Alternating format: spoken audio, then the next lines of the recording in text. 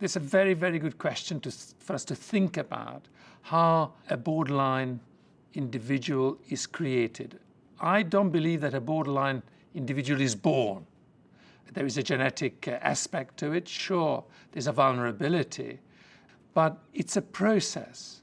It's a combination of early childhood experiences, early interactions that are progressively colored by an individual's difficulty in learning from others about themselves.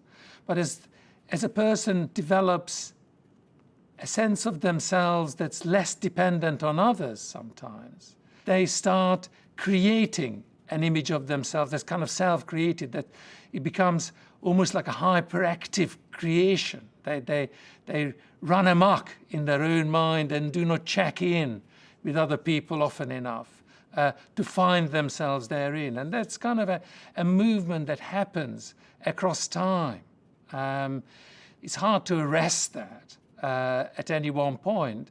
Having seen a lot of families where one child but not another has developed borderline personality disorder, what I see is that the relationship with that person has over years shifted. So they get less out of the same interaction with their parents or caregivers than a sibling might do. They profit less from it in terms of finding a more centered sense of themselves in the interaction. Whose fault is that?